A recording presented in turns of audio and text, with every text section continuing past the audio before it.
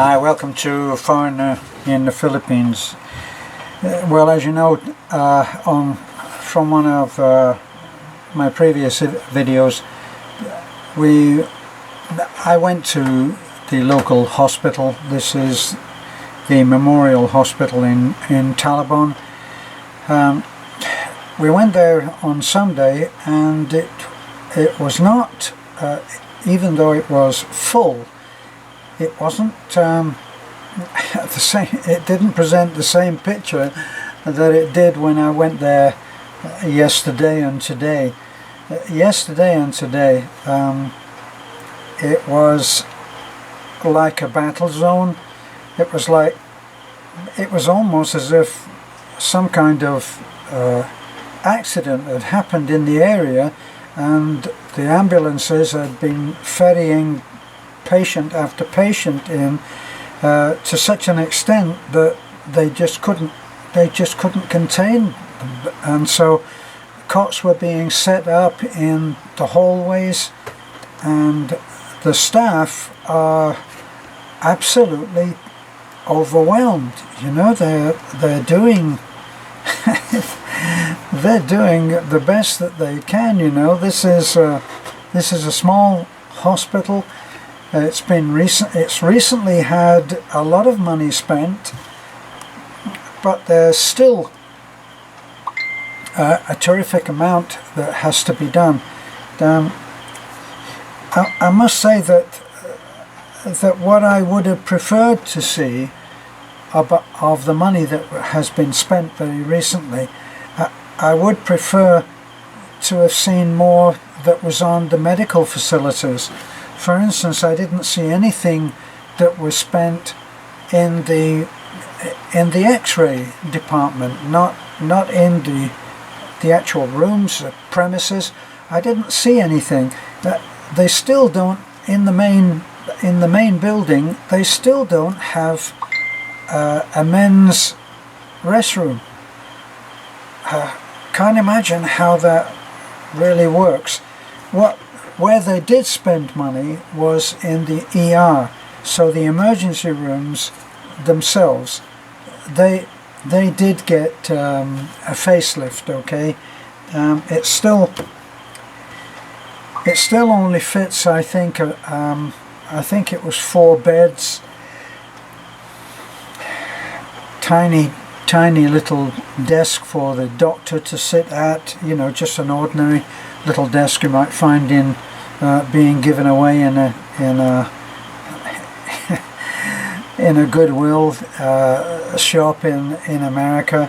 I don't know, something that you might see in a kid's bedroom. There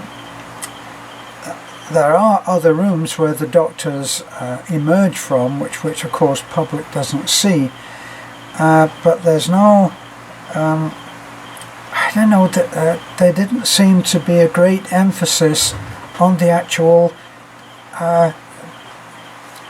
medical facilities. You know, that's what I would think should have been spent on first.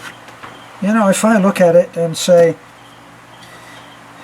if I said I was going to have some work done on my car, say, and then I showed up with new paint and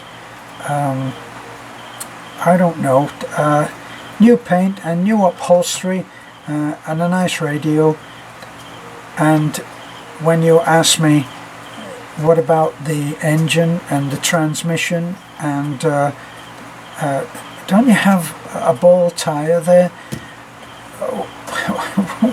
What would be my defense for that?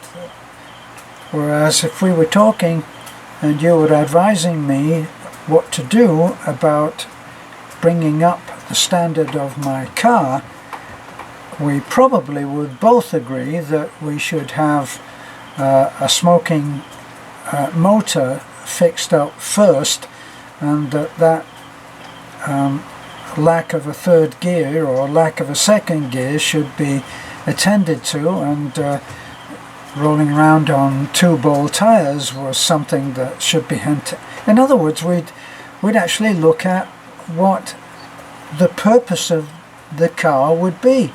Purpose of the car is to get me from A to B effectively and without breaking down, or with everything being met from safety, from reliability, from longevity.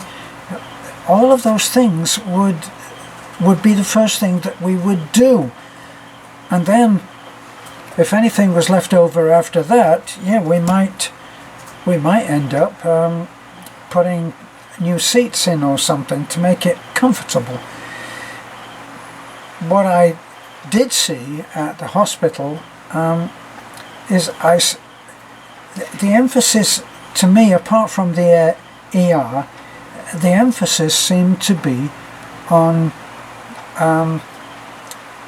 new administrative facilities. You know, it seemed like offices were being renovated, and that seemed to be the thing where, if anything, they should have been working on that last. Just my opinion, but I didn't see any work done on the wards themselves. Can't quite understand it. I did see one thing that I did see, which was a good thing, was that they had improved the nurses' stations, so that when you go in there, you go into a different station and they deal with you differently, and it seems to be much more efficient. So that was good. And there was a smaller one that also seemed to have had some attention spent on it. But the actual wards, I didn't see anything. And I still see old beds with chipped paint on it. I don't know, maybe it's just me. I don't think so. So let's look forward to the next batch of money that goes there. And we're not, by the way, we're not soliciting for funds, okay? But that will be much bigger fish than we could afford to fry. But let's hope that they can extend the ER. The ER was under... When I took in baby Jane with a broken leg, so we're looking at me holding a small child on my knee for several hours until a bed became vacant, and finally I was able to put the child down onto a bed. And then we waited for the right attention, which apparently never came, because the baby Jane was admitted. She was taken up to a ward. The ward that she should have gone into, which would have been a female ward, was packed. Now, and so she was actually put across the hallway in the male section. So for this seemed to be mostly children, but well, some children and some adults, and baby Jane went into that ward. Now, got to explain what packed means in a hospital here, which is so overwhelmed with patients, and here it's not the same as going into the kind of hospital that I remember in the UK. I remember going to see people in hospital in the UK, including my mum and my dad at the end, and they had visiting hours, and between the hours of, I think, maybe 7 and 8:30, that's when you were allowed to visit. But here, you might think, if I say that there were 4 beds or maybe 5 beds to a small ward, you would think, well, maybe that's not so bad.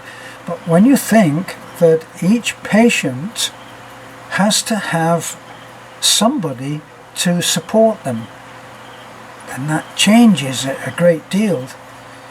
Say 5 beds, has 5 patients, and it also has anywhere up to 1 or 2 people in support. Now baby Jane had her mother there, and she also had Boyette, who is the boy that we showed on one of our other videos, a boy with $1 million smile, but he's half blind.